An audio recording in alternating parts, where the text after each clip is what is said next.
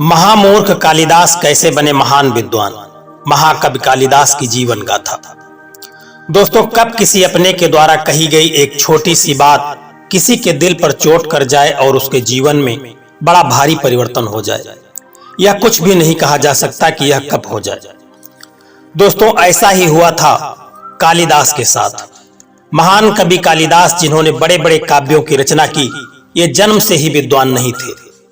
पत्नी के द्वारा कही गई एक छोटी सी बात कालिदास के दिल पर चोट कर गई और कालिदास का जीवन बदल दिया। महामूर्ख कालिदास बन गए महान विद्वान कालिदास। दोस्तों, कालिदास के माता पिता की मृत्यु उनके बचपन में ही हो गई थी। इनका पालन पोषण उसी गांव के रहने वाले एक ग्वाले ने किया था। कालिदास बचपन से ही मंद बुद्धि के थे, या गायों को चराते थे और उनका दूध निकालते थे, और बाकी बचे हुए समय में गांव में ही बने हुए एक माता काली के मंदिर में बैठ कर के माता काली की मूर्ति को एकटक होकर के देखते रहते थे।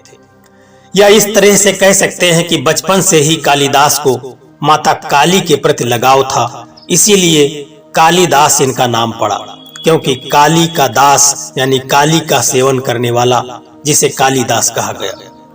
दोस्तों, आइए जानते हैं कि महामूर्ख कालिदास कैसे बन गए महान विद्वान।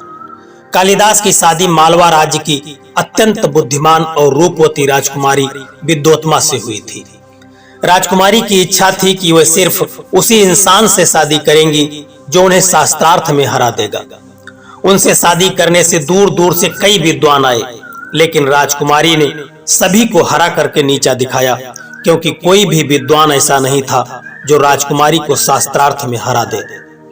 ऐसे में सभी विद्वानों ने मिलकर के राजकुमारी को सबक सिखाने के लिए उनका ब्याह धोखे से कालिदास जैसे महामूर्ख से करवा दिया। दोस्तों, विद्वान जब मूर्ख शख्स की तलाश में निकले तो उनकी नजर एक ऐसे व्यक्ति पर पड़ी जो जिस डाल पर बैठा हुआ था उसी डाली को काट रहा था। उन लोगों की नजर जब उस व्यक्ति पर पड़ी, जो वह व्यक्ति था वह था मूर्ख कालिदास। कालिदास दिखने में बहुत ही सुंदर थे। विद्वानों की नजर जब कालिदास पर पड़ी तो उन्होंने कहा कि विद्योत्मा, जिनको अपनी विद्या पर बहुत ही अधिक घमंड है, उनके लिए इससे अच्छा सुयोग्य वर और कोई नहीं होगा, क्योंकि ईश्वर का आहार होता है अहंकार, और विद्योत्मा का भी इतना अहंकार बढ़ चुका था विद्या का, ज्ञान का, कि उसका विनाश होने वाला था। इसीलिए विद्वानों ने उनका विवाह ऐसे मूर्ख से करवाने का निश्चय किया था। विद्वानों ने उन्हें राजकुमारी से शादी का लालच दे करके बहुत ही सुंदर वस्त्र पहना करके कालिदास को राजमहल में ले गए। उन्होंने विद्योत्मा से कहा कि ये शख्स मौन साधना में रहते हैं, इनका इस समय व्रत उपवास चल रहा है, जिसके चलते जितना भी शास्त्रार्थ होगा यह केवल संकेतों में ही होगा, या कभी बोलते नहीं हैं, इसलिए वे मौन होकर के ही जवाब देंगे और सारा जवाब संकेत के माध्यम से ही करेंगे। ऐसी शर्त को सुनकर के विद्योत्मा मान गई।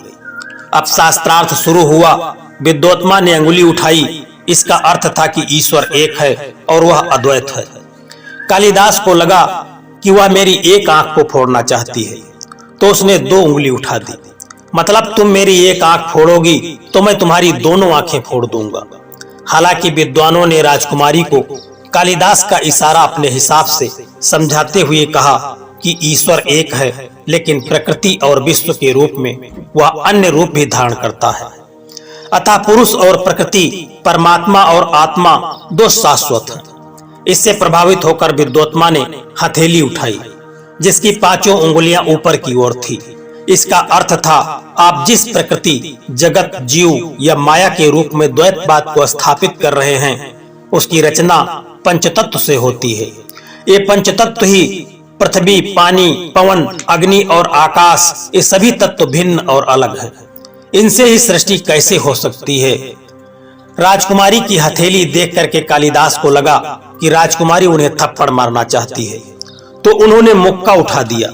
विद्वानों ने इसका अलग अर्थ राजकुमारी को बताते हुए कहा कि जब तक पंचतत्व अलग अलग रहेंगे सृष्टि नहीं होगी। पंचतत्व करतल की पंचांगुलियां हैं, सृष्टि तो मुष्टिवत है। मुट्ठी में सभी मिल जाते हैं तो सृष्टि का निर्माण हो जाता है। यह सुन सभा में तालियां बजने लगी। और विद्योत्मा ने भी अपनी हार को मान लिया और उसी प्रकार से कालिदास से विवाह कर लिया।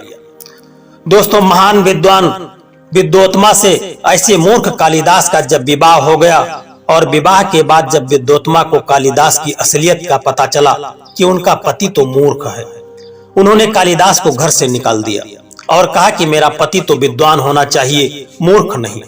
तुम जैसे मूर्ख पति का मेरे जीवन में कोई अस्तित्व नहीं है।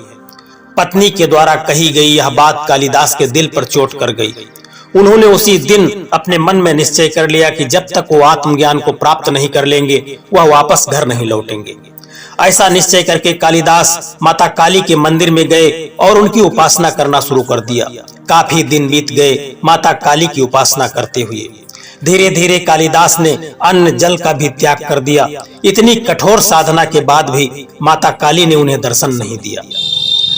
अब कालिदास के सब्र की सीमा टूट चुकी थी, लेकिन वह कालिदास माता के चरणों में हमेशा ध्यान लगाते ही रहे। एक दिन रात्रि में कालिदास ने अपने प्राण देने का निश्चय कर लिया और जैसे ही उन्होंने तलवार उठाई, माता काली तुरंत प्रकट होकर तलवार को पकड़ लिया और कालिदास को वरदान मांगने के लिए कहा। कालिदास ने जब वरदान मांगा तो कालिदास को वह वरदान देकर के अंतर्धान हो गई। कालिदास को समस्त प्रकार की विद्याओं का ज्ञान हो चुका था। उसके बाद कालिदास जब अपने घर को वापस आए और अपनी पत्नी को आवाज लगाया, पत्नी ने जब दरवाजा खोला तो कालिदास के चेहरे पर एक अजीब सा तेज था और कालिदास की बातचीत से विद्योत्मा को लग रहा था कि कालिदास महान ज्ञानी हो चुके हैं। कालिदास ने अपनी पत्नी से कहा कि तुम्हारे ही कारण मुझे ज्ञान प्राप्त हुआ है, इसलिए आज से तुम मेरी पत्नी नहीं परंतु मेरी गुरु हुई। कालिदास उन्हें माता और गुरु के रूप में देखने लगे थे। उनके राजकुमारी से पति पत्नी वाले संबंध नहीं थे। ऐसे में पत्नी ने गुस्सा होकर कालिदास को घर से निकाल दिया, साथ ही गुस्से में श्राप भी दे दिया कि तेरी मृत्यु भी किसी स्त्री के हाथों होगी। कालिदास ने घर छोड़ते हुए ठान लिया था कि अब वो एक महान विद्वान बन करके ही लौटेंगे। फिर वह मां काली के भक्त बन गए। उनके आशीर्वाद से उन्होंने और बहुत सारा ज्ञान प्राप्त किया और कई अद्भुत साहित्य की रचना भी की। एक बार कालिदास मां काली का एक श्लोक का वर्णन कर रहे थे। वे उनके श्रृंगार और सुंदरता का वर्णन करते करते इतना खो गए कि वे अपनी सारी सीमाएं लांघ गए। कालिदास ने मां काली के बच्च और जांघ पर बने तिल तक का वर्णन कर दिया। जब उनका श्लोक लोगों ने पढ़ा तो वे बहुत नाराज हुए। हर कोई अब कालिदास को इसकी सजा देना चाहता था। कालिदास को खोजने के लिए राजा विक्रमादित्य ने एक युक्ति सोची। उन्होंने एक अधूरा श्लोक लिखवाया और कहा कि जो भी व्यक्ति इस श्लोक को पूरा करेगा उसे मैं आधा राज्य दे दूंगा। राजा जानते थे कि ये श्लोक सिर्फ कालिदास ही पूर्ण कर सकते हैं। इस बीच एक वेश्या को जब राजा का आधा राज्य देने का समाचार प्राप्त हुआ कि जो भी व्यक्ति इस श्लोक को पूरा कर देगा उसे राजा आधा राज्य दे देगा, उसने अपनी दीवार पर इस अधूरे श्लोक को लिखवा दिया।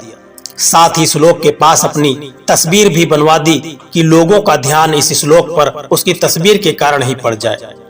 फिर एक दिन की बात है, कालिदास वेश्या के घर के पास से होकर गुजर रहे थे। अधूरे श्लोक को देख करके वह सीढ़ी लेकर के आए और दीवार पर चढ़ करके श्लोक को पूरा करने लगे। इसी बीच वेश्या ने जब उन्हें देखा तो कालिदास को उस वेश्या ने अपने घर पर बुलाया, उनकी सेवा सत्कार किया और सबसे पहले उस वेश्या ने कालिदास से उस श्लोक का अर्थ पूछा। फिर उनके हाथ पैरों को बांध दिया और उनको नदी में फेंक दिया। अब वेश्या ये श्लोक लेकर के राजा के पास जब पहुंची तो उसने शर्त के मुताबिक राजा से आधा राज्य मांगा, लेकिन राजा समझ गया कि वेश्या इसे पूरा नहीं कर सकती, जरूर कालिदास ने इसकी मदद की होगी। वेश्या को जब उस राजा ने बहुत डराया धमकाया तो उसके बाद वेश्या ने सच बता दिया कि उसने इस श्लोक को कालिदास से पूरा करवाया है और सारा अर्थ कालिदास से उसने समझ लिया है। इसके बाद कालिदास को उसने मृत्यु के मुख के हवाले कर दिया है। कालिदास की मौत की खबर सुन करके राजा हैरत में पड़ गए। उन्होंने अपने विद्वानों से पूछा कि आखिर कालिदास जैसे महान विद्वान की मौत इस तरह कैसे हो गई। विद्वानों ने कहा कि कालिदास ने एक अपात्र वेश्या को ज्ञान दिया, इसलिए उनका यह हाल हुआ। वहीं कुछ लोगों का मानना था कि पत्नी के श्राप के चलते उन्हें ऐसी मौत नसीब हुई थी। दोस्तों, एक महामूर्ख व्यक्ति कैसे एक महान ज्ञानी बन गया और जिसने बड़े बड़े शास्त्र और ग्रंथों की रचना कर दी। ईश्वर की कब किस पर कृपा हो जाए ये कोई नहीं जानता है। दोस्तों ऐसी ही कृपा मां काली की कालिदास पर हो गई। दोस्तों यह कहानी आपको कैसी लगी है एक कमेंट करके जरूर बताना, और यदि कहानी आपको अच्छी लगी है तो वीडियो को एक लाइक करके चैनल को सब्सक्राइब करने की भी कृपा कर देना। जय श्री कृष्णा, राधे राधे।